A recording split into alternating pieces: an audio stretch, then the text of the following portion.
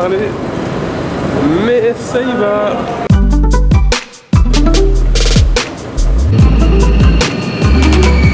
Toujours accompagné de train.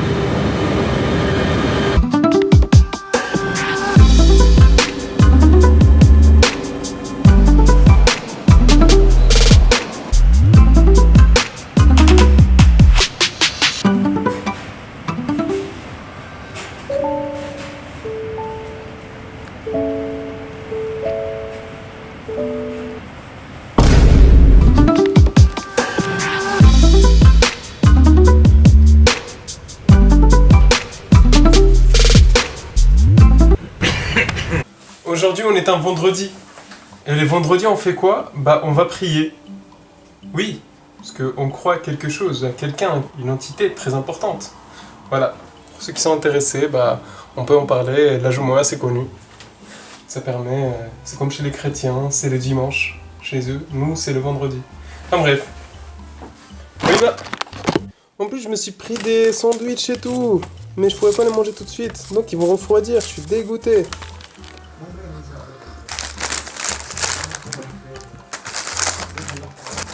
T'as pas vu ça? Non, c'est moi.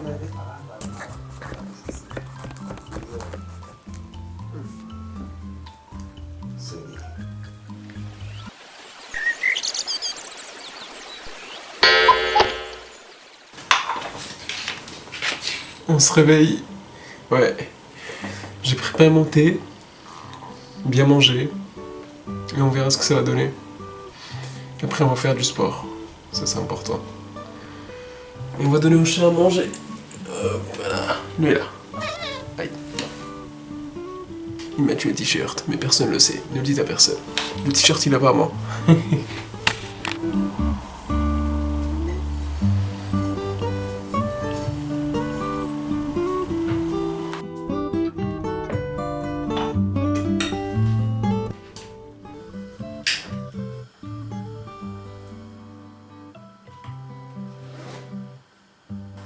On va faire des œufs pour le réveil parce que le sucre c'est pas la meilleure des choses dès le matin. Certes ça te donne des sucreries pour ton corps, mais apparemment ça te donnera encore plus envie de grignoter et ça donnera plus faim vers midi. Donc c'est pas rentable du tout. Du tout.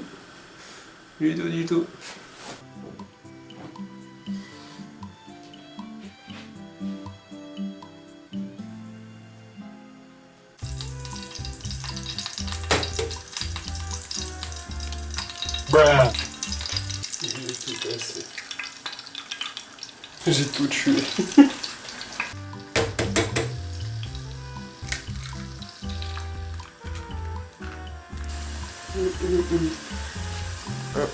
Un petit peu de fromage, ça c'est toujours bon.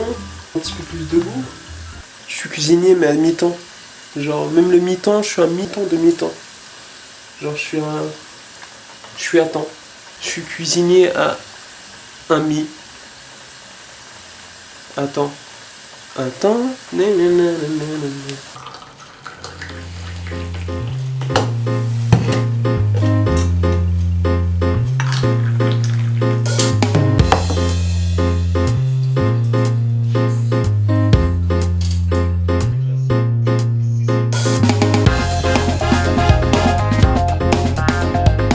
D'horreur.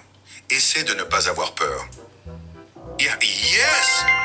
Je vais claquer tout mon argent dans des trucs dispensables et totalement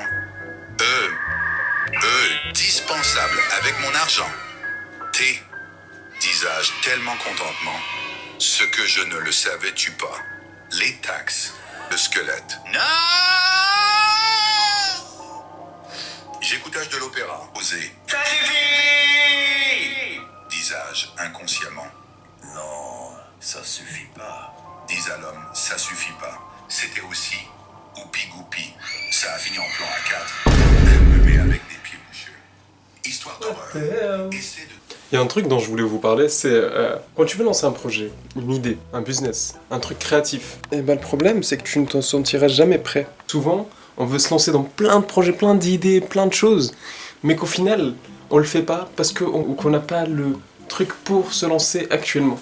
Alors qu'en vrai, il suffit juste de faire la chose ensuite, tu verras que t'es capable de la faire. Je sais pas si tu vois ce que je veux dire. Oui, je ne suis pas là à te dire fais ça pour faire ça, non, pour réaliser ça, au contraire. En fait, on n'est jamais prêt pour se lancer dans quelque chose. Pourquoi? Parce qu'on ne sait pas le faire de base. Du coup, pour le faire, bah, il faut apprendre à le faire. Et la meilleure manière de le faire, c'est de tenter de le faire. Tu vois, c'est bête, hein, mais c'est un processus comme ça. Par exemple, imaginons, t'as envie de lancer un projet, une chaîne YouTube, tu te lances dans la création de contenu. Aussi bête que ça, hein, même si les vidéos sont nulles, moches, t'as pas le meilleur décor, t'as pas les mêmes choses, t'as pas le meilleur des micros. Si je vous dis avec quoi je filme, vous allez tous rigoler. Donc, à un moment, il faut juste faire ce que l'on veut faire. Et arrêter de trop penser à ce que ça va donner. Non, juste fais, et ensuite tu verras les résultats. Parce que la plupart des gens que je côtoie, que je connais, etc., enfin, je vois qu'ils ont un potentiel de ouf dans X ou Y domaine, créatif, ça peut être des designers, ça peut être des créateurs de contenu, ça peut être qui ont cette faculté de faire des choses, tu vois. Mais au final, ils les font pas. Et du coup, il y a zéro résultat. Donc, je ne dis pas que je suis là à te dire ouais, fais ci, fais ça, non, fais ce que tu veux. C'est ça pour te dire que, moi par exemple, avant je me disais, est-ce que je suis capable de faire ça? Et je demandais à des potes. Et mes potes en question, enfin, j'avais certains potes qui me disaient, ou certaines connaissances qui me disaient, non, je te vois pas là-dedans, non, je te vois pas dans ça. Et pourtant, chaque fois où j'ai fait cette chose, je leur prouvais le contraire. Donc à un moment, à force de prouver cette chose, je dis pas que je suis un prouveur, mais à force de me prouver à moi-même, j'ai vu que j'avais pas besoin de la validation d'autrui pour réussir dans ça. Ou l'inverse même. Le fait que quelqu'un me dise non, t'es nul dans ça, c'est pas quelque chose qui va me motiver à m'arrêter dedans. Au contraire, souvent la négation, ça amène à ce que tu fasses encore plus. Bon, ça on le sait tous. Donc, est-ce que tu veux devenir chanteur, acteur? C'est des chemins durs, hein. Mais il faut commencer par quelque chose. Et la meilleure des choses pour arriver dans un endroit où tu veux être, c'est de t'approcher des gens qui le sont déjà. Exemple, bête, tu veux être youtubeur? Je sais pas, contacte un youtubeur, dis-lui ouais, je veux taffer avec toi sur X ou Y projet, j'ai envie d'être ton caméraman, j'ai envie d'être ton monteur. Au moins, si tu veux pas te lancer déjà en tant que youtubeur, au moins rapproche-toi, analyse, mange, sois une éponge. Voilà. Parce que souvent t'as aussi ce syndrome de l'imposteur. Est-ce que je suis fait pour être dans ça? Mais en fait, il n'y a pas de je suis fait ou pas. Oui, il y a certains métiers qui requièrent de l'expérience, mais ça s'apprend. Il y a du talent aussi à avoir. Mais bon, si tu travailles bien, tu peux aussi dépasser ce talent. Avant d'en arriver à un certain type de vidéo, moi avant j'en ai sorti des centaines. Il y en avait qui avaient même 0 vues, 10 vues, 4 vues. Mais c'est pas des facteurs qui m'influencent pour me lancer dans quelque chose ou qui peuvent m'influencer négativement. Au contraire, je me dis, à force de show up, à force de pousser ta chance tous les jours, un jour, dans ce petit conteneur de chance, tu pourras être sélectionné. Tu gagneras le loto. Tu gagneras la loterie. Et je dis pas ça pour vous motiver, je dis ça pour... Moi quand je fais des vidéos, je les fais pour moi aussi. Comme ça je peux les regarder après, et je me dis, ah là ce que tu dis c'est bien frérot. Ah ce que tu dis, ouais, il y a quelque chose. Il y a quelque chose à en tirer. Et du coup je me parle, je suis schizophrène de temps en temps, c'est bien. Ouais, parfois faudrait que je me lance dans un comedy club, pour une personne, genre pour moi. Très égocentrique. C'est bon, j'ai arrêté. On passera à autre chose. Bon, je dois aller chercher de la bouffe les frérots. Faut que j'aille chercher du riz. J'ai envie de faire du poulet au riz. Mais je connais pas les sauces que je devrais mettre. J'ai un pote qui m'a dit mets du curry, ça marche bien, mais un curry bien bio. Parce que sinon après, si tu prends le bon épicé, le soir tu vas exploser. Donc on va faire ça. Pour moi le riz c'est la base. Si t'as pas de riz, déjà tu rigoles pas. Mais tu peux pas commencer à cuisiner. En fait c'est comme si t'avais une table. On va rentrer dans le gaming, table de Minecraft, et t'as des indispensables. Et si t'as pas ça, tu peux pas créer ton truc. Je dis Minecraft comme si j'avais déjà joué de zinzin, alors que j'ai joué genre 4 heures dans ma vie. Mes yeux, ils sont un peu gonflés, non? Ils sont un peu gonflés. Ouais. D'ailleurs, pour en rajouter un peu plus par rapport à ce que j'ai dit... Ah, j'aime bien, vous savez quoi? Je vais vous faire le plan du beau gosse. Vous allez comprendre. Ce plan-là, bon, faut que j'arrive à bien le faire par contre... Illustration pour montrer que ton personnage il est très fort. Après il y a l'inverse pour montrer que le personnage il est très nul.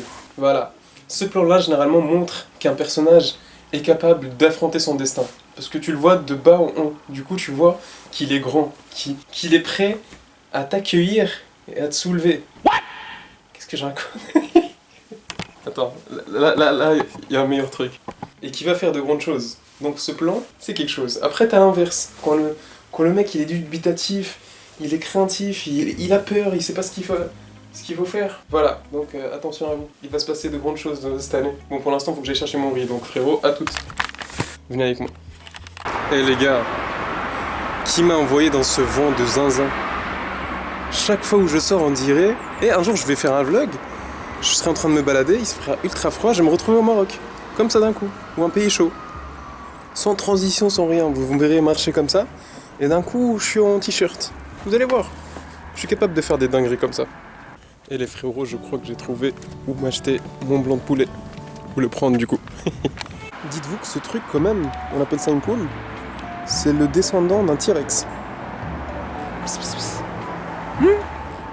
Ça, c'est le T-Rex, ça.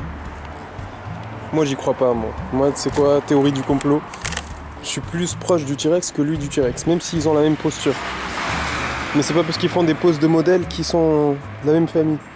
Non. Un T-Rex, il est grand. Ça, il fait 50 cm. Ok, nice. Récemment, je regardais le podcast de Joe Rogan, pour ceux qui le connaissent. Et il disait, et il avait comme interview Quentin Tarantino, pour ceux qui ne connaissent pas, c'est le réalisateur, l'un des plus connus au monde, surtout aux US. Et il disait souvent que dans la vie, les réalisateurs ne savaient pas directement s'ils allaient toucher leur public cible. Et malgré tout, Quentin Tarantino, il prenait des risques avec des styles différents narratifs. Par exemple, toujours là à tenter des nouvelles choses. Après, à lui, ce qu'il disait, j'ai envie de sortir de ma zone et tenter des nouvelles choses. Et ça, c'était toujours cool. On peut même citer des créateurs dans la mode aussi, comme Alexander McQueen, qui avait une vision totalement différente. Et c'était des gens, en fait, qui ont toujours essayé de briser sans le savoir. Vraiment, ils tentaient des nouvelles choses parce que c'était dans leur être. Enfin, ils se disaient, vas-y, tant pis, j'ai envie de voir ce que ça donne, et si ça marche pas, tant pis, personne va m'en vouloir. En fait, ils attendent pas à ce que le public ait une bonne image d'eux en sortant ça. Là, au contraire, ils se disent, vas-y, je sors ça, ensuite je vois ce que ça donne, tu vois. Et c'est ça qui est cool. En fait, moi, ce qui m'énerve, c'est surtout rester figé dans l'inaction. Donc, si t'as envie de faire quelque chose, même si c'est une chose... Même si t'es nul au dessin, fais un rond. Au moins t'as dessiné, tu vois. Rester dans l'inaction, ça va te créer du stress. Comme ce qu'il disait, le créateur d'Amazon, Jeff Bezos, le mec chauve là. Ouais, on va bientôt y passer nous aussi. Le mec chauve, il disait, le stress, il vient avec le fait de trop réfléchir. Donc forcément, ça vient par l'inaction. Le fait de vouloir faire des choses, mais au final tu les fais pas parce que tu réfléchis beaucoup. Et du coup tu restes dans cette constante stagnante. Tu comprends de toute façon, pas besoin d'aller plus loin. Comme ce qu'il disait Robert Greene, un psychologue ou un mec qui crée des livres. J'ai certains de ses livres qui sont très très bien chez moi. Et il disait, on a tous une bizarrerie en nous, et on sait tous qu'on l'a, mais on se conforme à la société. Alors que si on garde cette bizarrerie et on la cultive, on est tous bizarres en quelque sorte, on a tous ce truc bizarre. Mais certains décident de le cultiver et d'autres décident de l'effacer. Et quand tu l'effaces, tu portes un costume cravate et tu ressembles au mec de la défense. Je n'ai rien contre vous les mecs de la défense, ça se trouve j'en deviendrai un, pour l'argent, on sait jamais. Il y a des plans, il faut y aller les frérots. Il faut faire attention, il faut garder cette bizarrerie, c'est ce qui nous permet de se distinguer. Le fait de se distinguer, c'est ce qui nous permet aussi de changer, d'être quelqu'un de différent comparé à la masse. Il y a une phrase américaine qui dit « Fake it until you make it ». C'est très connu dans l'entrepreneuriat, c'est même la phrase qui est très très utilisée, alors qu'en vrai, ment avant de réussir. En gros, crois-le avant même de l'être. Et ça, je l'ai vu dans le podcast aussi de Quentin Tarantino avec Joe Rogan. Il disait j'étais déjà un filmmaker, un créateur un réalisateur, sans l'être parce que je le croyais, tu vois. Et en fait, il regardait les autres, vu qu'il a côtoyé ce milieu-là, et il disait, en côtoyant ce milieu, ça me permet de savoir que moi aussi je suis capable de faire ça, parce que l'autre en face, il a pas grand-chose comparé à moi. Il a pas un talent de fou contrairement à moi. Si lui il arrive, pourquoi moi j'y arrivais pas? Tu vois, et via ça, en fait, ça l'a alimenté à ce qu'il commence à créer des films, à écrire, à faire des choses, et jusqu'à ce qu'il en arrive là où il en est aujourd'hui. J'aime bien. Et toi, sinon, t'attends quoi pour te lancer? Enfin, te lancer dans ce que tu veux. Et si t'es déjà lancé, dis-moi dans quoi tu t'es lancé. Ce serait cool. En tout cas, like et abonne-toi. L'homme, ça suffit pas. C'était aussi Oupi Goupi. Ça a fini en plan.